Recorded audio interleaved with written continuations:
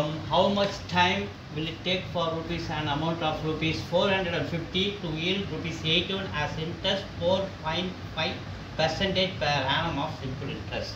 So amount வந்து 450 ரூபா rupees 81 interest rate of interest வந்து 4.5% னா simple interest நமக்கு கிடைக்குது. அப்போ அவங்க என்ன கேட்குறாங்க, எத்தனை வருஷத்தில் இந்த அமௌண்ட் நமக்கு கிடைக்கும் அப்படின்னு நமக்கு கேட்குறாங்க.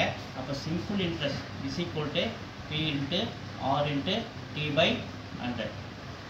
ஸோ நமக்கு என்ன தேவை அப்படிங்க, டேர்ம் T வேணும். T அந்த பக்கம் நிற்குது, மீதி அந்த பக்கம் எடுத்துடுவாங்க. சிம்பிள் இன்ட்ரெஸ்ட் இந்த 100 வந்து இந்த பக்கம் வரும்போது மேலே போயிடுவார்.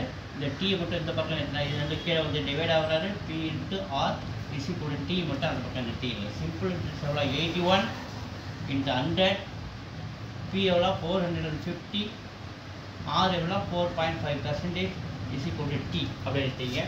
கவனிங்க, அப்படியே கேன்சல் பண்ணுங்கள். ஸோ ஒரு ஜீரோக்கு ஒரு ஜீரோ, 5 டேபிள் வச்சா 2 டைம்ஸ், 5 டேபிள் வச்சா 9 டைம்ஸ். ஸோ 9 டேபிள் இது அடிக்கிற 81 9 டைம்ஸ்.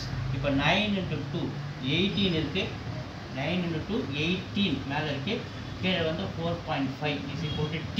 கவனிங்க, கீழே ஒரு டெசிமல் தள்ளி புள்ளி இருக்கா, அதை நம்ம கேன்சல் பண்ணணும்னா நம்ம என்ன பண்ணுறதுக்கும் கீழே 10ஆல் மல்டிப்ளை பண்ணால் மேலே 10ஆல் மல்டிப்ளை பண்ணுறோம். ஸோ கீழே 10ஆல் மல்டிப்ளை பண்ணும்போது 4.5 நமக்கு என்ன மாறிடுது 45 மாறிடுறாரு. ஸோ மேலே 18 கூட 10 மல்டிப்ளை பண்ணும்போது 180/45 இல்லையா. அப்போ T தான் டைமு. ஸோ 45 டேபிள் ஆக்சுவலாக எத்தனை டைம் விட 4 டைம்ஸு 45 into 4 180. அப்போ T எவ்வளோ கிடைக்குது, நம்ம 4 கிடைக்குது. அப்போ 4 years will take